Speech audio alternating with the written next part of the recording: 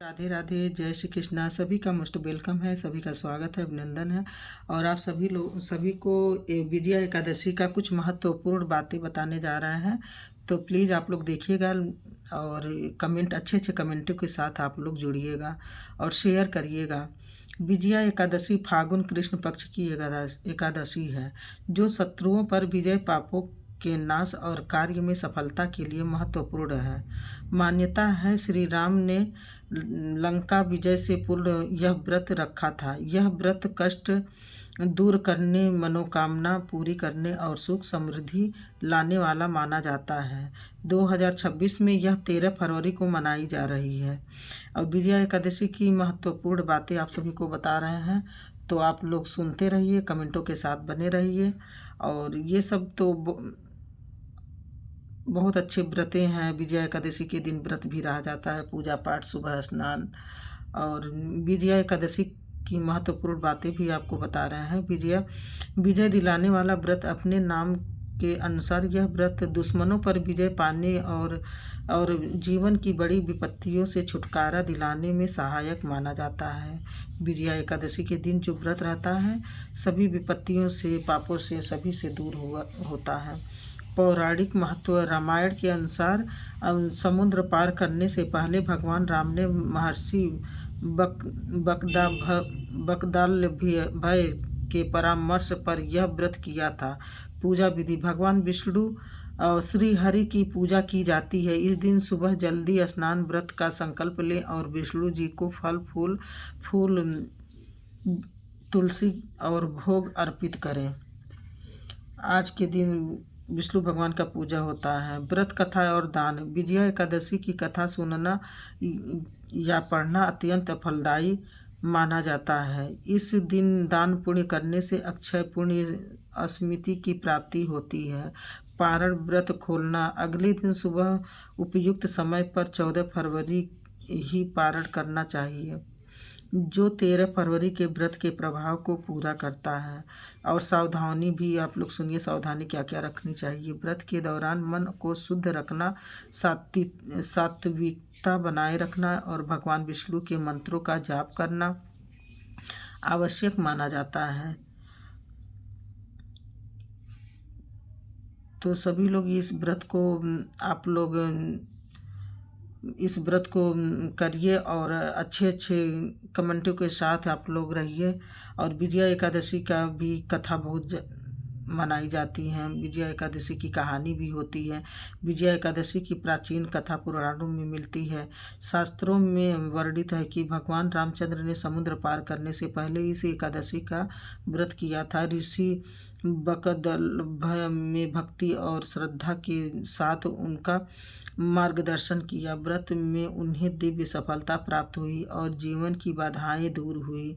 विजया एकादशी क्यों मनाई जाती है, इसके भी बारे में। मुनि के कहे अनुसार श्री राम के ने 10वीं तिथि के स्वर्ण, चांदी या मिट्टी के कलश की स्थापना की और एकादशी के दिन नारायण की पूजा करते हुए रात्रि जागरण किया। इस व्रत के प्रताप से ही श्री रामचंद्र को समुद्र पार करने का मार्ग मिला और उन्होंने रावण का वध किया था।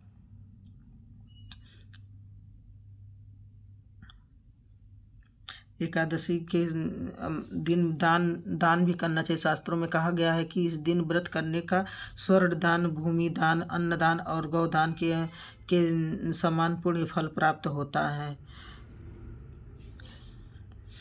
भगवान विष्णु, माता लक्ष्मी और तुलसी की पूजा करनी चाहिए। दीपक जलाना चाहिए। आरती करनी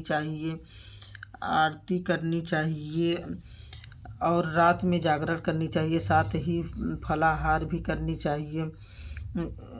फल, दूध, साबूदाना आदि लेना चाहिए और अनाज दान, प्याज, लहसुन से परहेज करते हुए जप ध्यान करना चाहिए। और विष्णु शाम की पूजा धार्मिक भी करनी चाहिए। विष्णु लक्ष्मी पूजा भी करनी चाहिए शाम को। भगवान विष्णु और माता लक्ष्मी की विधि विधान से पूजा करें और आरती करें। तुलसी पूजा भी करनी चाहिए। तुलसी के पास घी का दीपक जलाएं और उनकी परिक्रमा करें, यह बहुत शुभ माना जाता है। जागरण और भजन भी रात में होती है। सभी हमारी भाई बहनों भी मिलकर के सभी लोग जागरण करते हैं। रात भर भगवान विष्णु के मंत्रों का जाप भजन कीर्तन करें। एक कथा सुने। दिन में सोना नहीं चाहिए।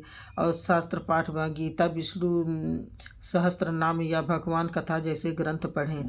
और दान भी समर्थ अनुसार अन्न, वस्त्र, धन या जल का दान करें। फल में क्या खाएं?